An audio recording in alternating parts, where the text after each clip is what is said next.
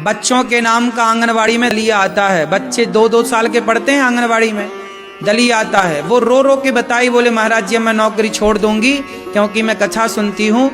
बोली कि महाराज हमारे जो बड़ा अधिकारी है वो बच्चों के नाम का दलिया आता है तो वो कहता है कि हमें 10 किलो दलिया हमें दो पहले।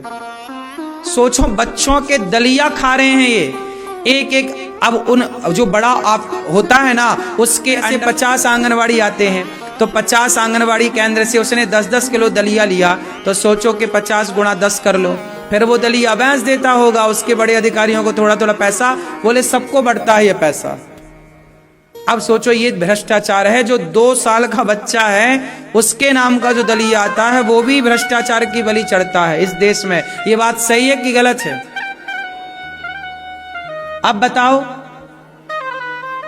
अब ये पढ़े लिखे लोग ना भ्रष्टाचार कर रहे हैं, पढ़े लिखे। हम तो बच्चों का दलिया नहीं खा रहे हैं, खा रहे हैं हम तो गौरी गोपाल में आप सबको बढ़िया दाल चावल सब्जी रोटी खिला रहे हैं भीख मांग मांग के। हम भी क्यों खवाएं, पैसे बचा के रखें। लेकिन हमने झूठ की पढ़ाई नहीं पढ़ी ना, हमने सच की पढ़ाई पढ़ी, इसीलिए सेवा कर रहे हैं। हम भी झूठ पढ़े होते तो हम भी काहे को करते, पैसे बचाते। अंतर है साहब पढ़ाई पढ़ाई में। आप लोगों ने मेरे से, मैं आपको मैं बताऊं, मैं केवल 10वीं तक पढ़ा हूं। ये दास अनिरुद्ध, हम सिर्फ 10वीं तक पढ़े, उसके आगे नहीं पढ़े। हम 10वीं तक पढ़ के समझ, पढ़ाई हमारी मतलब की नहीं। हमने अपने पिताजी से बोल दिया कि हमें वृंदावन ले चलो, हम भागवत पढ़ेंगे।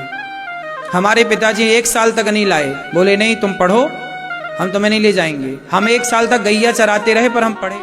हमने कहा भागवत ही पढ़ेंगे।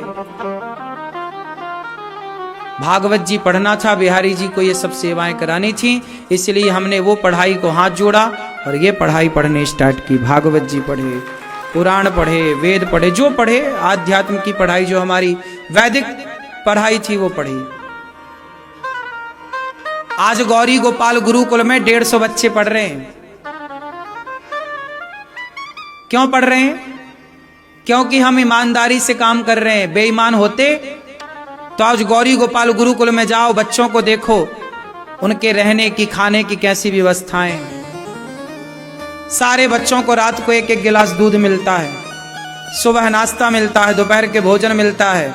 हम तो उनका दूध की कटाई नहीं कर रहे हैं कि दूध काहे पिलाएं, और उनके माँ बाप से 1 रुपया नहीं लेते, पैसा नहीं लेते 1 रुपया। क्या जरूरत थी हमें? अब 150 बच्चों को, ये बच्चों को कल हम ले गए थे सब भक्तों को दर्शन कराने गुरुकुल का, कि चलो दर्शन करो।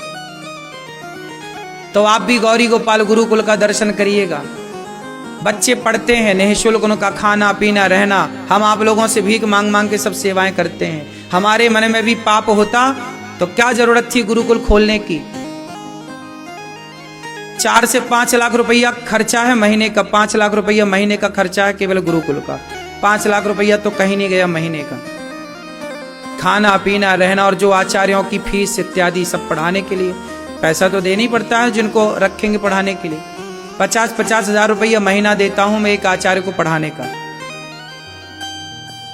पूरे में भी सरकार पहले वर्ष में 50,000 रुपए किसी शिक्षक की तनख्वाह नहीं देती, लेकिन गौरी गोपाल गुरुकुल में पहले वर्ष से ही हम 50,000, क्योंकि उच्च कोटि के शिक्षक लाए हैं, अच्छी क्वालिटी के पढ़ाएंगे तो उसका बच्चों को परिणाम मिलेगा। 5 लाख रुपए महीने का कम से कम खर्चा है, ज्यादा से ज्यादा तो अभी। और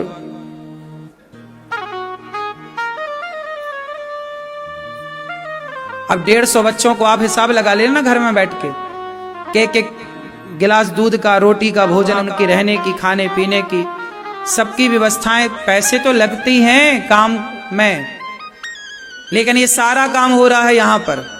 क्यों? क्योंकि हमारे भीतर बेईमानी होती तो हम क्यों करते?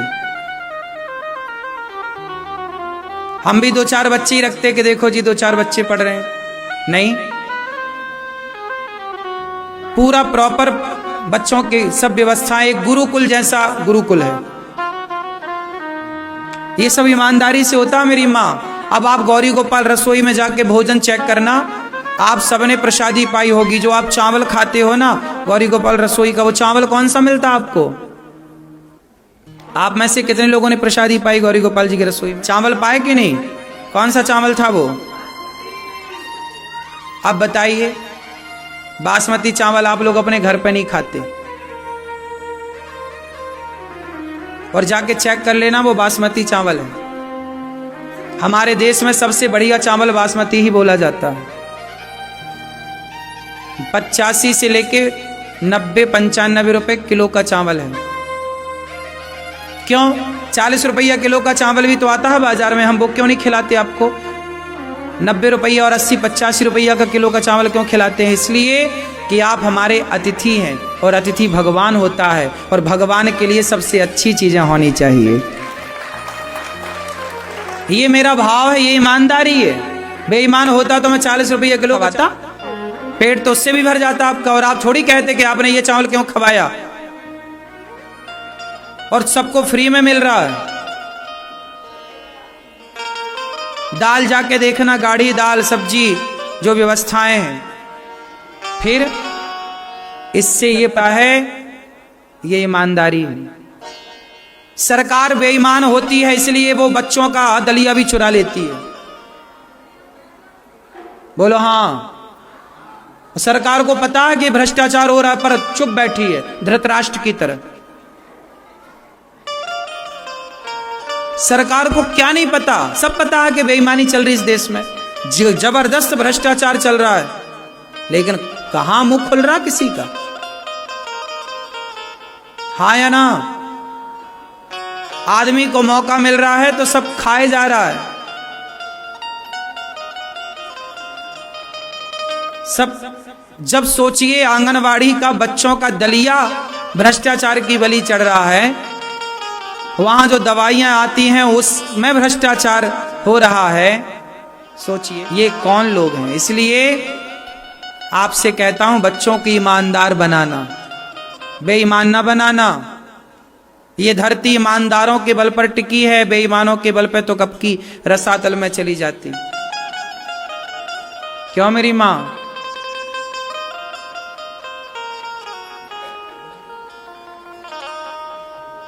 गौरी गोपाल आश्रम में माताएं रहती हैं, 290 माताएं। ईमानदारी से उन मां की सेवा करता हूं।